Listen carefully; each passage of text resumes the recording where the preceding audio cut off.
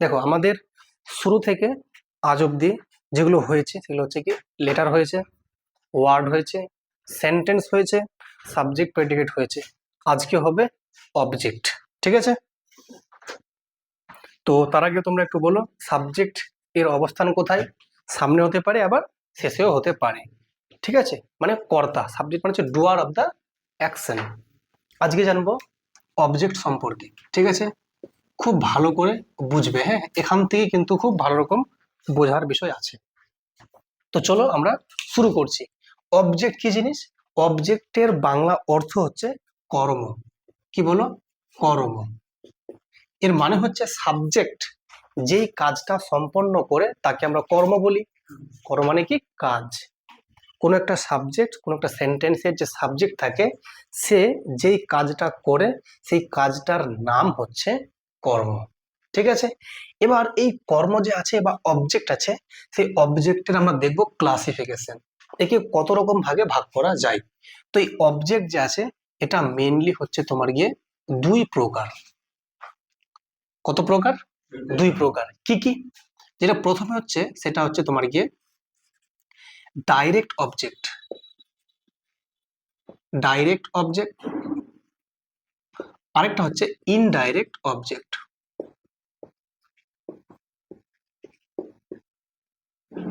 আগে বোঝো, হ্যাঁ, পরে লিখবে। আগে বুঝে না, ভালো করে মন দিয়ে বুঝে নাও, তারপর টাইম দিব লেখার জন্য। তাহলে কর্ম হচ্ছে দুই প্রকার, একটা ডাইরেক্ট অবজেক্ট, একটা ইনডাইরেক্ট অবজেক্ট। তো আমি তো প্রথমে বললাম অবজেক্টের বাংলা হচ্ছে কর্ম। এই যে ডাইরেক্ট মানে হচ্ছে প্রত্যক্ষ, আর ইনডাইরেক্ট হচ্ছে কি বলো? পরোক্ষ। তো এটা হচ্ছে প্রত্যক্ষ কর্ম। প্রত্যক্ষ কর্ম, এটা হবে না আমার হচ্ছে, এটা হচ্ছে পরোক্ষ।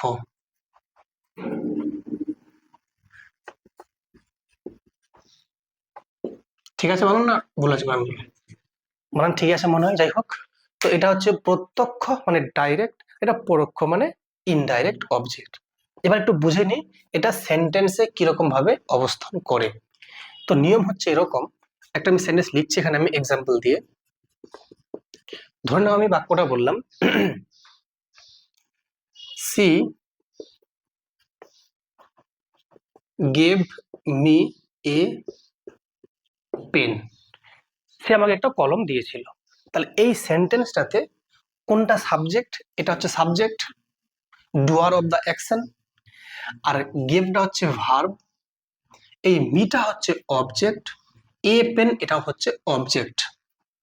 তাহলে এই যে দুটো আছে অবজেক্ট, এখানে দুটো হচ্ছে অবজেক্ট। এই যে দুটো অবজেক্ট আছে তার মধ্যে এই মিটা হচ্ছে কি বলো? এটা হচ্ছে ইনডাইরেক্ট অবজেক্ট। আর যেটা হচ্ছে এ পেন এটা হচ্ছে ডাইরেক্ট অবজেক্ট। কি করে চিনতে পারছি? এবার বোঝার বিষয়। তাহলে চিনবো কি করে আমি? কি করে আমি আইডেন্টিফাই করব? এটা খুব ভালো করে বুঝবে। আইডেন্টিফাই করার নিয়ম হচ্ছে জাস্ট সেন্টেন্সটাকে বা এই যে ভার্বটা আছে না, এই ভার্বটাকে তুমি প্রশ্ন করো। কি দিয়ে প্রশ্ন করব? প্রশ্ন করো কি দিয়ে। যদি কি দিয়ে প্রশ্ন করে যেটা উত্তর তুমি পাবে, যে উত্তরটা তুমি পাবে, সেই উত্তরটা হচ্ছে আমার ডাইরেক্ট অবজেক্ট।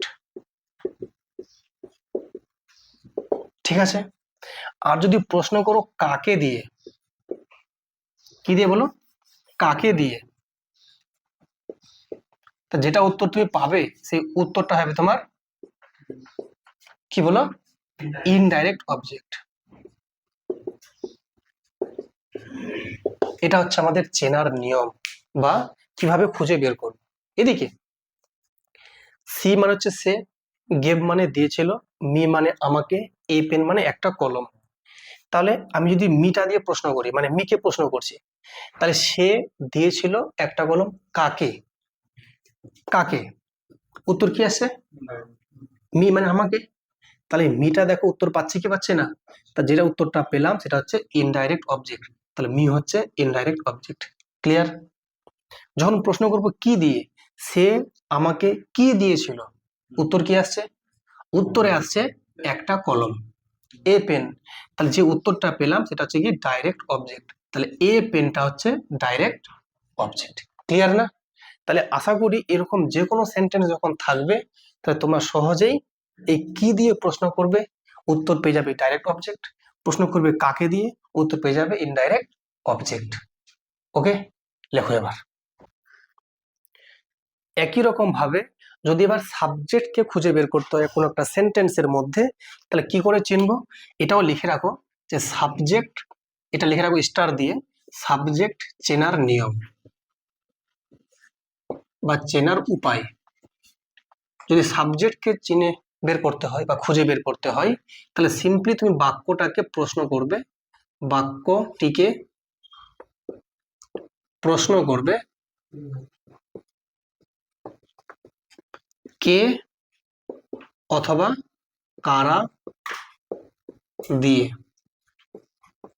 যে উত্তরটা তুমি পাবে সেই উত্তরটা হয়ে যাবে তোমার সাবজেক্ট। কি বললাম, সাবজেক্ট চেনার উপায় হচ্ছে বাক্যটিকে তুমি প্রশ্ন করবে কে অথবা কারা দিয়ে, যেটা উত্তর পাবে সেই উত্তরটা কি বলো, সাবজেক্ট। ওকে, সে আমাকে একটি কলম দিয়েছিল, কে দিয়েছিল, সে, সাবজেক্ট। বা কারা দিয়েছিল, তখন অনেকগুলো নাম থাকতো, তাহারা দিয়েছিল, আমার বন্ধুরা দিয়েছিল, তখন সেটা হতো কি, সাবজেক্ট। আর ভার্ব কোনটা, ক্রিয়া বোঝাবে, একটা অ্যাকশন বোঝাবে, কর্ম বোঝাবে, মানে কাজ করা বোঝাবে। দিয়েছিল, একটা কাজ করেছে, তাহলে গিভটা হচ্ছে কি ভার্ব। কি দিয়েছিল, একটি কলম। তো কি দিয়ে প্রশ্ন মানে কি, অবশ্যই অবজেক্ট। দেখো এটাও অবজেক্ট, এটাও, দুটোই তো অবজেক্ট, কিন্তু একটা ডাইরেক্ট, একটা ইনডাইরেক্ট। তাহলে এ কলমটা কি ডাইরেক্ট অবজেক্ট, আর কাকে দিয়েছিল, আমাকে, তাহলে মি মানে আমাকে, এই মিটা হচ্ছে ইনডাইরেক্ট অবজেক্ট। তাহলে স্যার এই অবজেক্টের যে পজিশন, সেটা নিয়ে একটা কি আছে, স্ট্রাকচার আছে, গঠন আছে।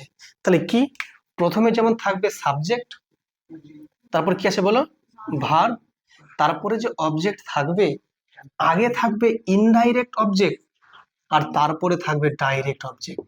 এইটা তোমাকে খেয়াল রাখতে হবে। কথা বুঝলে কি বুঝলে না, তাহলে সাবজেক্ট, ভার্ব, আগে ইনডাইরেক্ট অবজেক্ট, তারপরে ডাইরেক্ট অবজেক্ট। যদি অবজেক্ট থাকে দুটো বা বেশি, তাহলে তবে এটা নিয়ম। ক্লিয়ার? আর যদি অবজেক্ট না থাকে তো আমরা কি লিখবো, এক্সটেনশন লিখবো। এটা কি, এক্সটেনশনের জায়গায় অবজেক্ট ছিল বলে আমরা এটা লিখলাম সাবজেক্ট, ভার্ব, আগে ইনডাইরেক্ট, তারপরে ডাইরেক্ট। ক্লিয়ার না, ক্লিয়ার না, লেখো। এটা তাহলে কি গঠন বা স্ট্রাকচার।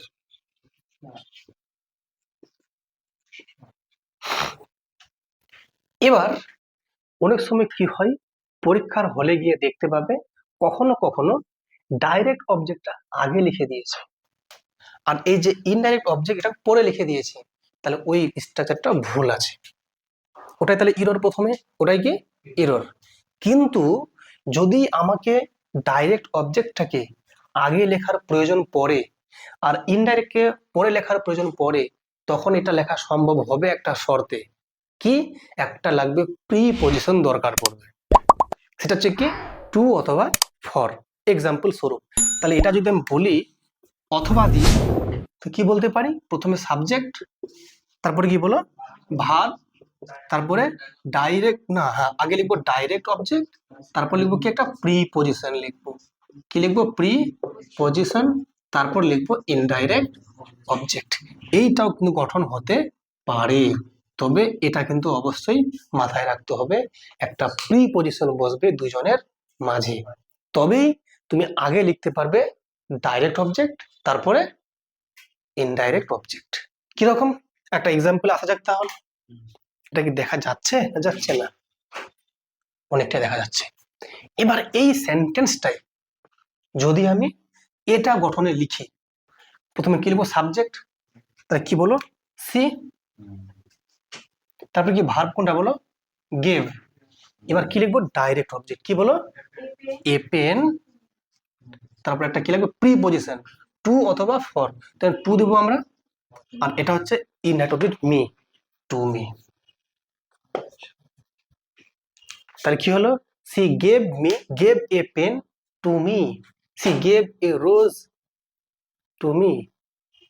কথা বুঝলে কি বুঝলে না, আর যদি এটা এখানে লেখো তাহলে কি বলো,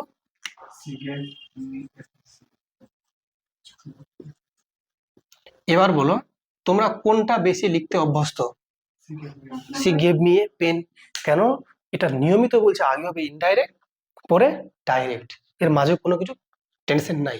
কিন্তু এখানে দেখো মাঝে একটা টেনশন এসছে, তো এটা দেখো একটু শুনতো একটু অনুপম লাগছে। She gave a pen to me, আমি একটা দেবো করতে, তোমরা করে দেখাবে? চলো তোমরা দুটো স্ট্রাকচারই লিখবে, ঠিক আছে? এটা এক্সাম্পল নাম্বার 3।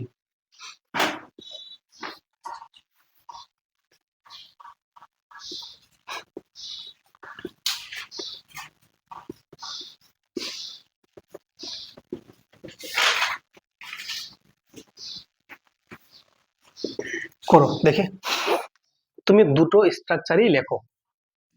হ্যাঁ, আগে বলো এখানে কটা আছে অবজেক্ট? দুটো। একটা হচ্ছে আমাকে, একটা একটি চিঠি, দুটো অবজেক্ট আছে। এটা কি সাবজেক্ট?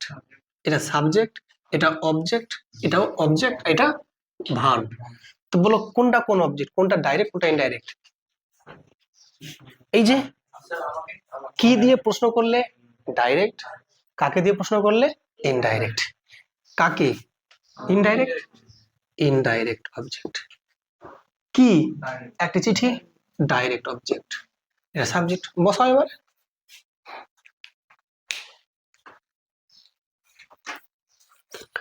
তো কি স্ট্রাকচার কি আছে বলো? আগে সাবজেক্ট আছে, তারপরে verb, indirect object, direct object. এবার বলবে স্যার এটার ভার্ব কি হবে? লিখেছিল ভার্ব হচ্ছে রোট, WROTE। ঠিক আছে, বলে দিলাম, লিখো এবার। WROTE, রোট মানে লিখেছিল, মানে রাইট মানে লেখে, আর রোট মানে লিখেছিল। দেখো লিখলে কি, প্রথমটা কি লিখলে বলো? Very good. কিন্তু LE হবে লিটার বান্ডাতে। LAT, একটা টি পরে, একটা টি মানে পরে, লেটার মানে পরে।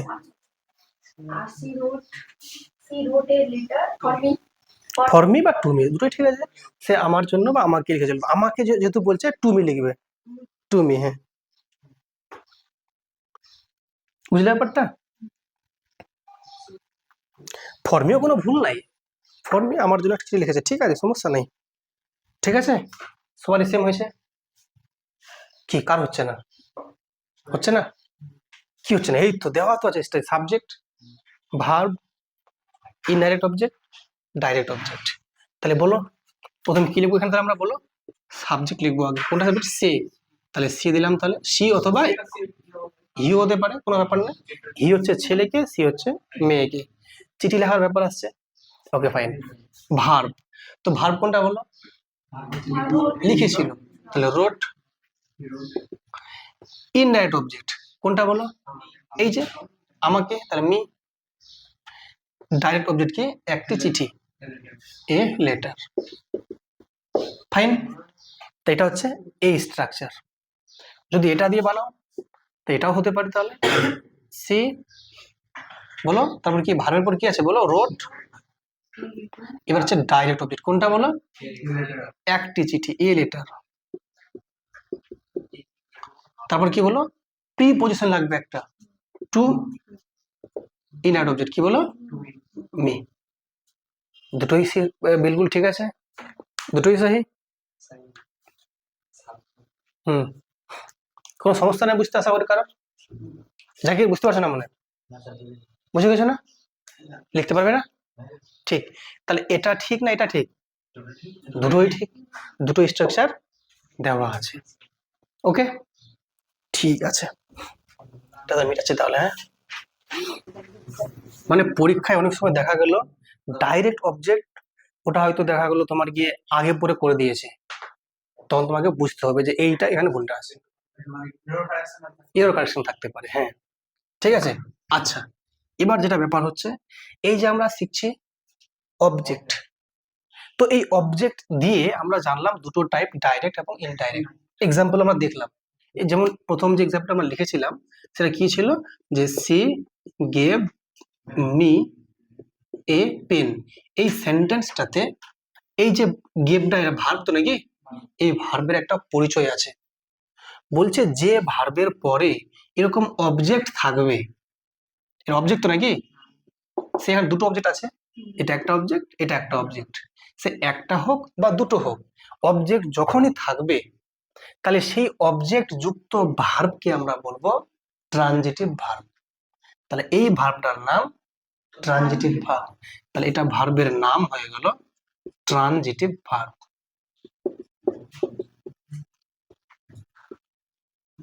ওকে, ট্রানজিটিভ ভার্ব বাংলায় বলছে সকর্মক ক্রিয়া।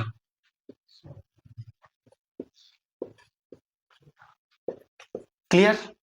সকর্মক মানে কি, কর্ম সাথে আছে, স মানে কি সাথে, আর কর্ম মানে কি, কর্ম কথা বলছে, সকর্মক মানে কর্মটা সাথে আছে, মানে কি কর্মের অবজেক্ট, তার অবজেক্টটা যেহেতু আছে তাই এটা ভার্বের নাম ট্রানজিটিভ ভার্ব।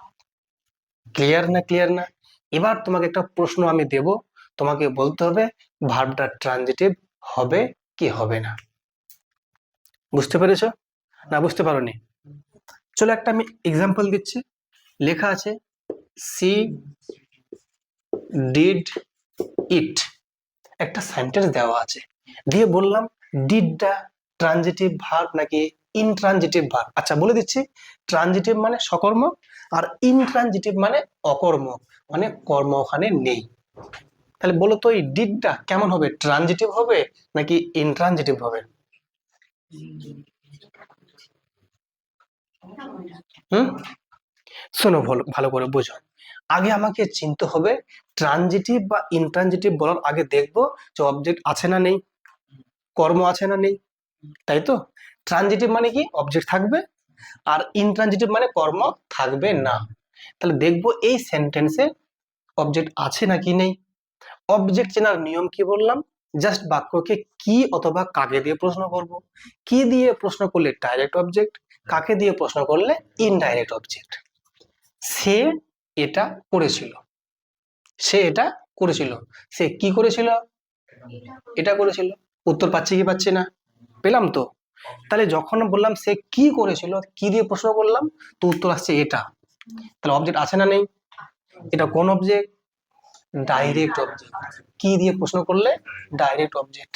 তাই এটা যদি ডাইরেক্ট অবজেক্ট হয় তো অবজেক্ট তো আছে, যখন অবজেক্ট আছে এইটা ভার্ব তাহলে নিঃসন্দেহে ট্রানজিটিভ ভার্ব। কিছু আছে, কিছু আছে, হ্যাঁ কিছু নেই না? তো ফটাফট লেখো, এটা এটা সুন্দর জিনিসটা কই বলতে পারলে তোমরা? হুম, এত ভালো করে বুঝিয়ে লাস্টে উত্তরে আসছে না কেন? হ্যাঁ, উত্তর বলতে হবে। তোমরা কিন্তু ক্লাসটা মনে হচ্ছে তোমরা এনজয় করতে পারছো না মনে হচ্ছে। হ্যাঁ, তো তো তো বুঝতে বুঝতে পারলে না তোমরা কি বললাম? হুম, চলো, দেখছো কতটা বেসিক তোমাদের খারাপ আছে। বুঝলে, আমি তো ভাবছিলাম যে ডাইরেক্ট শুরু করে প্র্যাকটিস দিয়ে, না এখান থেকে ভাবলাম এরা তো করাটাই বেটার হবে।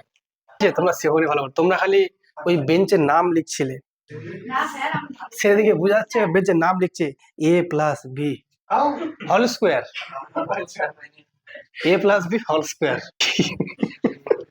কিন্তু স্যার এদিকে বুঝে এদিকে গলা ফাটিয়ে চিৎকার করে যাচ্ছে, এদিকে ওকে খোঁচা দিচ্ছে, ওকে খোঁচা দিচ্ছে, এগুলো কাজ করছে পিছনের বেঞ্চে বসে। ফাইন, তাহলে ট্রানজিটিভ ভার্ব চিনে গেলে, তাহলে যে ভার্বের পাশে একটা কি থাকবে, সুন্দর একটা অবজেক্ট থাকবে। অবজেক্ট কি করে চিনবো, বাক্যটাকে প্রশ্ন করব কি দিয়ে আর কাকে দিয়ে, কি দিয়ে আর কাকে দিয়ে। কথা ক্লিয়ার না? ক্লিয়ার না? এবার একটা আমি সেন্টেন্স দিচ্ছি, তোমরা বলবে ভার্বটা ট্রানজিটিভ হবে কি হবে না। ক্লিয়ার না? ক্লিয়ার না? খুব ভালো করে বুঝবে, ঠিক আছে? খুব মজা আছে কিন্তু। হচ্ছে এরকম, ভালো করে বুঝো। এক্সাম্পল নাম্বার কত এবার বলো? 3 মনে করো। এক্সাম্পল নাম্বার 3-তে আমি তোমাকে দিচ্ছি প্রশ্ন, দেখো সি স্পিক্স ফাস্ট। ফাস্ট মানে খুব দ্রুত, আর স্পিক্স মানে কথা বলা, সে দ্রুত কথা বলে আমার মতো, ঠিক আছে? তাহলে সে দ্রুত কথা বলে, আর বাংলা হচ্ছে সে দ্রুত কথা বলে, ঠিক আছে। তাহলে সে দ্রুত কথা বলে, এখানে ভার্ব কোনটা? তোমরা বলবে স্পিক্সটা ভার্ব, এটা কি সাবজেক্ট, আর এটা কি অ্যাডভার্ব, এটা হচ্ছে অ্যাডভার্ব। তো বলো এটা তাহলে ট্রানজিটিভ ভার্ব হবে কি হবে না? হবে না। তাহলে এটা কোন ভার্ব? Intransitive verb. তুমি বুঝতে পারোনি কেন? ভালো করে বুঝো। শোনো, কি করে চিনবো ট্রানজিটিভ না ইনট্রানজিটিভ? দেখবো সেই ভার্বের পরে অবজেক্ট আছে না নেই। স্যার অবজেক্ট কি করে চিনবো? জাস্ট সিম্পলি বাক্যটাকে প্রশ্ন করব, কি দিয়ে আর কাকে দিয়ে। যদি কি দিয়ে প্রশ্ন করি, উত্তর যদি যেটা পাবে সেটা অবজেক্ট হয়ে যাবে। এর মানে হচ্ছে সে কথা বলে দ্রুত। তাহলে সে কি বলে বা সে কি করে, এটা কিন্তু দেখো ফার্স্ট আনসার আসছে না। ফার্স্ট যদি আনসার পেতে চাও, তোমাকে বাক্যকে প্রশ্ন করতে, সে কিভাবে কথা বলে, সে কিভাবে কথা বলে, তখন বলবে সে দ্রুত কথা বলে। তো কিভাবে দিয়ে প্রশ্ন করলে কি অবজেক্ট পাওয়া যায়? পাওয়া যায়? পাওয়া যায় না। অবজেক্ট পেতে গেলে প্রশ্ন করতে হবে কি দিয়ে আর কাকে দিয়ে। কিন্তু এখানে প্রশ্ন করছি আমি কিভাবে, তবে উত্তরটা পাচ্ছি আমি ফার্স্ট। তো এটা কি অবজেক্ট হবে না হবে না? হবে না। হবে কি? হবে না। যদি এটা অবজেক্ট না হয়, তো এটা তাহলে ট্রানজিটিভ ভার্ব নয়, এটা হচ্ছে ইনট্রানজিটিভ ভার্ব। বুঝতে পেরেছো এবার? এটার নাম ইন, হ্যাঁ বলছি ইন ট্রানজিটিভ ভার্ব বা অকর্ম, মানে কর্ম এখানে নেই। দেখো নাম্বার 4 প্রশ্ন হচ্ছে, খুব ভালো করে বুঝবে, হ্যাঁ। জাকির বাবু তাকাও, অনেক একটা সেন্টেন্স লেখা আছে এরকম। কি লেখা আছে? লেখা আছে আই, চলো ধরে নাও আই, চলো গোইতে চলো, I go home. I go home মানে আমি বাড়িতে যাই, আমি বাড়ি যাই, আমি বাড়ি যাই, তাই তো? আই গো হোম, আমি বাড়ি যাই। এবার তোমরা আমাকে বলবে সাবজেক্ট কোনটা? আইটা সাবজেক্ট। কেন? সাবজেক্ট চেনার নিয়ম বলেছিলাম কে দিয়ে প্রশ্ন করব আর কারা দিয়ে। কে বাড়ি যায়? আমি। উত্তর আমি আসছে না, সাবজেক্ট। কি করছে? যাচ্ছে। তো এটা ভার্ব, তাহলে এটা কি ভার্ব। এবার বলো এখানে অবজেক্ট আছে না কি নেই? নাই। আমি কোথায় যাই? বাড়িতে। তার মানে এটা উত্তর তখনই পাচ্ছি কোথায় দিয়ে প্রশ্ন করলে।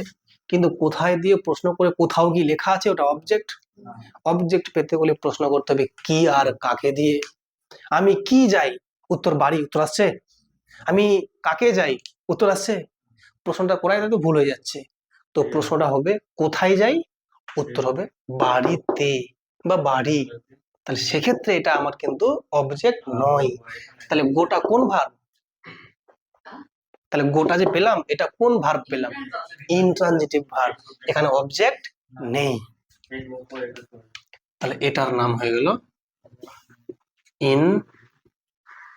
Intransitive verb. আশা করি তোমাদের জীবনে আর এখানে সমস্যা থাকবে না যে ভার্ব ট্রানজিটিভ নাকি ইনট্রানজিটিভ। ও একটা প্রশ্ন করেছে এদিকে, ও একটা প্রশ্ন করেছে যে হোমটা কি নাউন হবে? নাউন হবে না। এখানে হোমের অর্থ হচ্ছে বাড়ি। দেখো আমি যাই বাড়িতে, তাহলে কোথায় একটা প্লেস কে বোঝাচ্ছে, এটা হচ্ছে অ্যাডভার্ব অফ প্লেস। এই জন্য হোমের আগে টু বসানো যায় না। কেন? অনেকে বলতে পারে sir I go to home, হবে না, টুটা বসবে না। কারণ টু হচ্ছে একটা প্রিপজিশন। প্রিপজিশন, পজিশন মানে অবস্থান, প্রি মানে আগে, নাউনের আগে অবস্থান হতে হবে বা প্রোনাউনের আগে হতে হবে। তো নাউন প্রোনাউনের আগে দিকে কে বসে? প্রিপজিশন। কিন্তু এটা তো আমি টু লিখতে পারবো না, কারণ এটা তো অ্যাডভার্ব। অ্যাডভার্বের আগে টু লেখা যাবে না। হ্যাঁ, তো আই গো টু স্কুল, স্কুলটা আবার কি একটা স্কুল প্রতিষ্ঠান যে, ওটা নাউন ওখানে আবার, ওটা ওটা একটা নাউন যে, বুঝতে পেরেছো? এইটা হচ্ছে ব্যাপার। তাহলে সেক্ষেত্রে আই গো হোম, টুটা বসবে না, হোমটা এখানে তাহলে কি বলো? অ্যাডভার্ব। এটা পরীক্ষা আসতে পারে, হোমটা কি? এটা লিখে না ভালো করে, মিটাচ্ছি জায়গাটা আমি। না, কোথাও দেখো হাউস আর হোমের পার্থক্য আছে না, বলবো পরে বলবো, এখন শুধু এটা বুঝো যে কোথায় গেল রে বাবা, এই যে হোম আছে, এই হোমটা এখানে কি বলো, অ্যাডভার্ব। আমাকে কোথাও দেখাতে পারবে না আই গো টু হোম লেখা আছে, আর যে লিখেছে ভুল লিখেছে। ঠিক আছে, transitive verb, intransitive verb, clear? এটা কেন বললাম, এটা এই জন্যই শিখছি আমরা অবজেক্ট, অবজেক্টটা সাথে আছে বলে ভার্বের নামটা পরিবর্তন হচ্ছে। ক্লিয়ার না? ক্লিয়ার না? Okay fine. তাহলে direct object complete, indirect complete, verb হয়ে গেল। ঠিক আছে, এখান থেকে আর কিছু আছে বলার বাকি আছে কি? কর্ম থেকে কিছুই নেই, মোটামুটি হয়ে গেল। ওকে, আচ্ছা এখানে আরেকটা কথা বলে দিচ্ছি, যে যখন কোনো কিছু ভয়েস চেঞ্জ করি, কি করি, ভয়েস চেঞ্জ করি, তো এরকম ভয়েস চেঞ্জের সময়ে আমাদের কিন্তু ফ্যাক্টর আসে যে সাবজেক্টকে অবজেক্ট বানাতে হয়, অবজেক্টকে সাবজেক্ট বানাতে হয়। এই ক্লাসটা আমরা আরো ভালো করে আলোচনা করব ওই প্যাসিভ এবং অ্যাক্টিভ ক্লাসে। এখন কথাটা এই জন্য উঠছে, দুটো অবজেক্টের ক্ষেত্রে, যেটা হচ্ছে ডাইরেক্ট অবজেক্ট, ওই অবজেক্টটা আমরা স্থির রাখি কোথায়, প্যাসিভ ভয়েসে। সেই জন্য ডাইরেক্ট অবজেক্টের আরেকটা নাম হচ্ছে রিটেইন অবজেক্ট, RETAIN। তো এবার এটা দেখো, এটা নিয়ে এখন আলোচনা করলে অনেক কথা বলা হবে, যখন আমরা অ্যাক্টিভ প্যাসিভ শিখবো তখন আরো ভালো করে বলবো। শুধু এটুকু মনে রাখো, ডাইরেক্ট অবজেক্টের আরেকটা নাম কি, রিটেইন অবজেক্ট। তাহলে ডাইরেক্ট অবজেক্ট যে আছে, ডাইরেক্ট অবজেক্টকে আমরা বলি রিটেন অবজেক্ট। এই রিটেনের বাংলা হচ্ছে স্থির। রিটেনের বাংলা কি বলো, স্থির, মানে এই ভাবটা স্থির থাকে, সরি এই অবজেক্টটা স্থির থাকে ওই ভয়েস চেঞ্জ করার সময়। তো এখন তো আমরা ভয়েস চেঞ্জ শিখছি না, এখন আমরা এখন শিখছি অবজেক্ট কি জিনিস। তো অবজেক্ট নিয়ে যেগুলো কথা প্রাসঙ্গিক, যেগুলো না বললেই নয়, সেগুলো আমি বলে দিচ্ছি এখানে, কিন্তু এই কথাগুলো আবার ওই সেই ক্লাসে গিয়ে আমরা আলোচনা করব। যখন আমরা ভার্ব পড়বো, ভার্বের যখন আমরা একদম পুঙ্খানুপুঙ্খ জানবো, তখন ভার্বে কিন্তু এই কথাটা আবার আসবে, কোনটা সে ট্রানজিটিভ ভার্ব, কোনটা ইনট্রানজিটিভ ভার্ব, কোনটা ফাইনাইট ভার্ব, কোনটা নন ফাইনাইট ভার্ব, কোনটা অ্যাকশন ভার্ব, কোনটা স্টেটিভ ভার্ব, বুঝতে পারছো, কোনটা লিঙ্কিং ভার্ব, কোনটা অক্সিলারি ভার্ব। এগুলো সব আমাদের ভার্বের ক্লাসে আলোচনা করবো। এটা শুধু জানলাম ট্রানজিটিভ আর ইনট্রানজিটিভ, কার উপর ভিত্তি করে, অবজেক্টের উপর ভিত্তি করে, বলে এটা এখানে বললাম, নাহলে এখানে বলতামই না। Okay fine.